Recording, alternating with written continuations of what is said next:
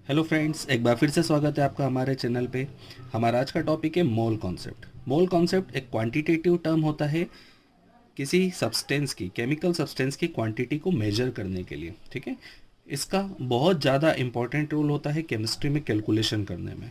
कुछ बच्चों को इस टॉपिक से डर भी लगता है, लेकिन मैं आपको एश्योर कराता हूँ कि अगर आपने ये वीडियो लेक्चर पूरा देखा तो आपको इससे डरने की ज़रूरत नहीं होगी। इनफैक्ट आपका इस पर कमांड आ जाएगा। ठीक है, तो हम स्टार्ट करते हैं मोल कॉन्सेप्ट। ठीक है, मोल कॉन्सेप्ट बेसिकली मोल को मेजर करने की चीज़ होती है। एक मोल एक क्वांटिटी होती है, इसको हम तीन टर्म में मेजर कर सकते हैं। वो तीन टर्म कौन कौन से होते हैं देखिए।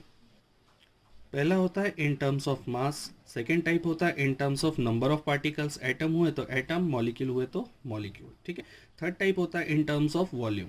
ये केस सिर्फ गैस या सब्सटेंसेस में यूज में होता है। ठीक है, हम इनको वन बाय वन डिस्कस करते हैं। पहले होगा in terms of mass.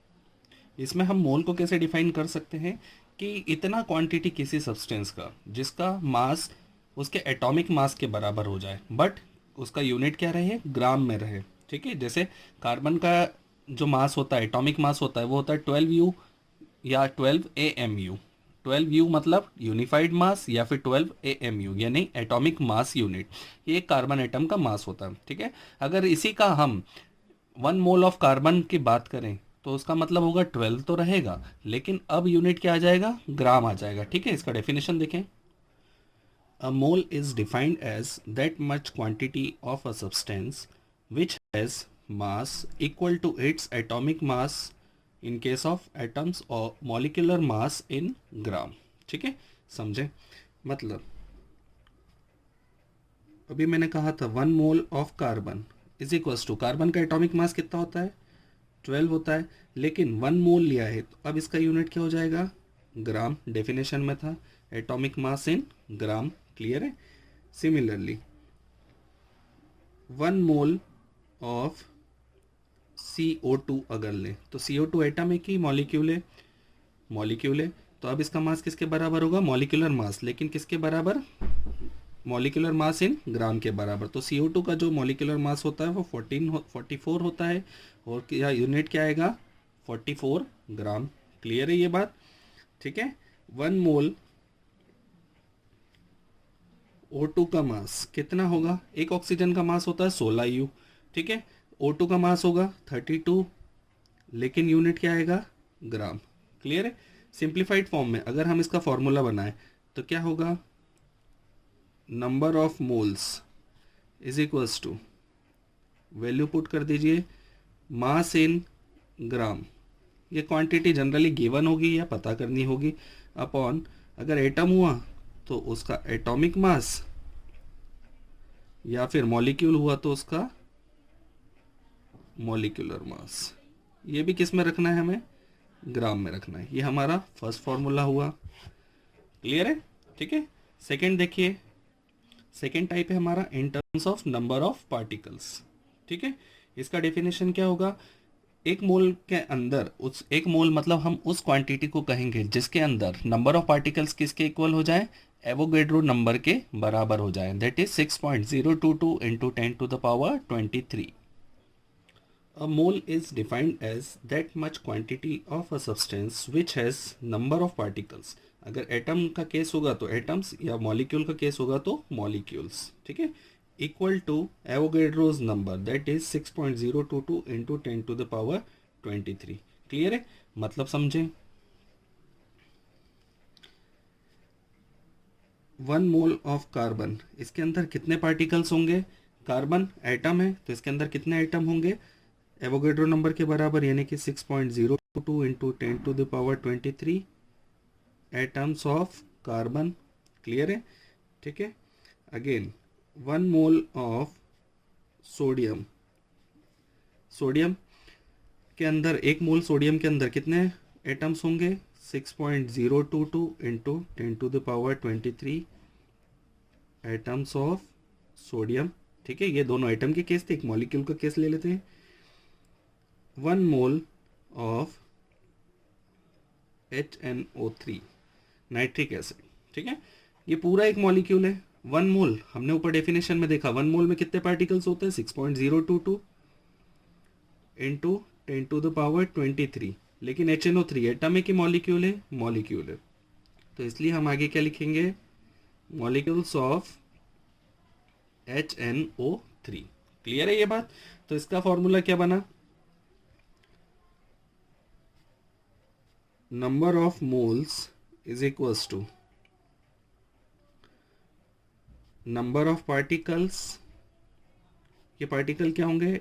Atoms हो सकते हैं या फिर मॉलिक्यूल्स हो सकते हैं, अपॉन एवोगैड्रोस नंबर। इसका वैल्यू हमेशा फिक्स रहेगा, कितना? 6.022 इंटू 10⁻23। क्लियर है? ये हमारा सेकेंड फॉर्मूला मिला। अब हम इन दोनों को अप्लाई करना सीखते हैं। ठीक है, फर्स्ट फार्मूला और सेकेंड फार्मूला को अप्लाई करना सीखते हैं। देखें, देखिए, how many moles are present in 18 gram of glucose. ठीक है, तो इसमें हमें क्या दिया हुआ है? मास का टर्म दिया हुआ है। तो मास वाला फॉर्मूला कौन सा लगेगा हमारा? Number of moles is equals to mass in gram upon atomic mass या मॉलिक्यूलर मास। ग्लूकोज एक मॉलिक्यूल है, तो इसलिए क्या लगेगा इसमें? Molecular mass. ठीक है, तो सबसे पहले क्या करें, आप फॉर्मूला लिख लें। तो फॉर्मूला क्या हुआ? Number of moles is equals to mass in gram upon glucose molecule है इसलिए मॉलिक्यूलर मास। मास इन ग्राम कितना दिया हुआ है आपको? मोल्स पता करने हैं, तो नंबर ऑफ मोल्स तो हम पता कर लेंगे, तो मोल्स की जगह मोल्स ही लिखे रहने दीजिए। मास इन ग्राम कितना दिया हुआ है हमें क्वेश्चन में? 18। और ग्लूकोज का मॉलिक्यूलर मास कितना होता है? ये होता है 180। ठीक है, तो अपॉन में कितना रख देंगे? 180। सॉल्व करिए तो ये कितना आ गया? 1/10 या फिर 0.1। तो मोल्स कितने आ गए इस केस में? 0.1। क्लियर है? ये फर्स्ट फॉर्मूले का इंप्लीमेंटेशन है। सेकेंड फॉर्मूले के लिए देखिए, how many atoms of carbon are present in 0.5 moles. ठीक है, नंबर ऑफ पार्टिकल्स वाला फॉर्मूला लगेगा क्योंकि नंबर ऑफ एटम्स पता करने हैं। तो हमारा नंबर ऑफ पार्टिकल्स वाला फॉर्मूला ये रहा। हम वापस से लिख लेते हैं, number of moles is equals to number of particles upon 6.022 into 10 to the power 23। Given क्या क्या है आपको? 0.5 मोल्स, मतलब नंबर ऑफ मोल्स की जगह हम क्या लिख सकते हैं? 0.5 is equals number of particles. Particle यहाँ पे क्या है? पर्टिकुलरली एटम्स है। क्यों एटम लिया हमने? क्योंकि कार्बन की बात हो रही है, कार्बन एटॉमिक फॉर्म में होता है। ठीक है, तो यहाँ पे क्या लिख दें हम? नंबर ऑफ एटम्स, यही चीज़ हमें पता करनी है, अपॉन एवोगैड्रो नंबर 6.022 इंटू 10⁻23। यही दोनों टर्म को जब हम सॉल्व करेंगे तो क्या हो जाएगा? Number of atoms is equals to 0.5 into 6.022 into 10⁻23, that is 3.011 into 10⁻23। ये क्या आ गया आपके पास? Number of atoms. क्लियर है? ठीक है, देखें अब इन दोनों का कंबाइन फॉर्म देखें। क्वेश्चन देखिए, how many atoms are present in 24 gram of carbon. ठीक है, मतलब हमें पता क्या करना है? नंबर ऑफ एटम्स, ये हमें पता करना है। और हमें गिवन क्या है? मास दिया हुआ है 24 ग्राम।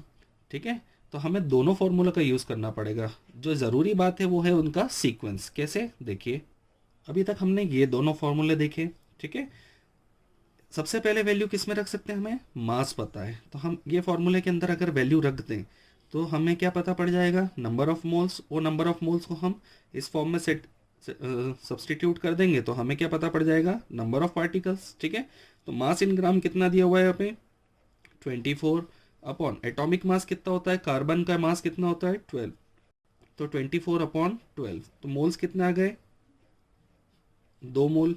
मतलब हमारे इस सैंपल के अंदर कार्बन के कितने मोल प्रेजेंट हैं? 2 मोल्स प्रेजेंट हैं।